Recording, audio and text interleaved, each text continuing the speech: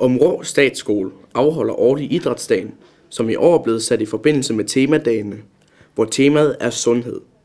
Mange elever vælger at deltage aktivt i denne begivenhed, men der er også nogle, der ikke deltager. Vi vil se nærmere på, hvad folk synes om at afslutte disse temadage med en idrætsfest, hvor der bliver konsumeret store mængder alkohol. Nu har vi haft 2 temadage om sundhed, og på trods af det vil der til idrætsfesten blive indtaget store mængder alkohol. Hvad mener du om det?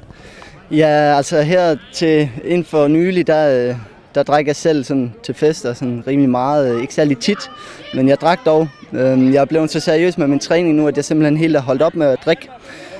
Så man kan jo sige, selvfølgelig er det dårligt at drikke, men det handler også om i sin ungdom at have det sjovt. Og hvis man synes, man har det sjovere med at drikke, så synes jeg egentlig, det er fair nok. Fordi som vi også har fået at vide, så handler sundhed ikke kun om fysisk sundhed.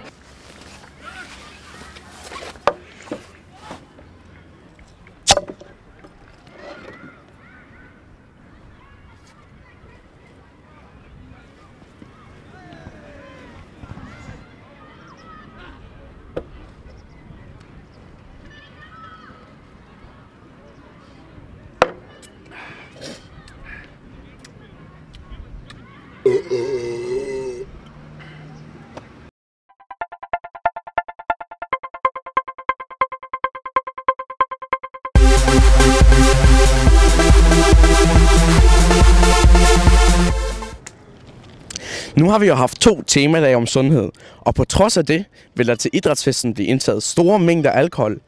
Hvad mener du om det? Well, I don't know. I believe drinking is good for your health, but some of the teachers up there, they don't like it. They think it's bad for your health, that it damages your brain. I mean, I don't think you get any more damage in the brain than these guys here from the Irish Boy Club.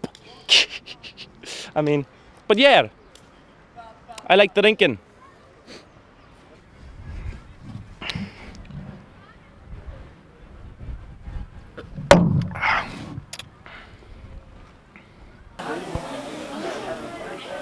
Nu har vi haft 2 temadage om sundhed, og på trods af det vil der til idrætsfesten blive indtaget store mængder alkohol. Hvad mener du om det?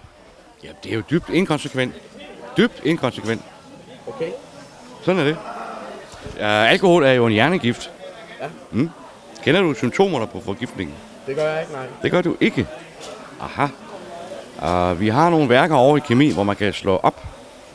Og der står, at de første giftsymptomer, det er, at man bliver svimmel. Så får man dobbeltsyn von Gegenständen. Det ved du godt, hvad det betyder.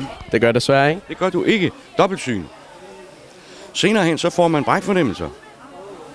Så kan man få atemnot. Det ved du heller ikke. Jo, det ved vi godt, hvad det betyder. Og så står der til sidst, og det er i en lille tyk sag, som hedder Handbuch, der kan færdige en gytter. Der står der, im schweren Zufälle, tot.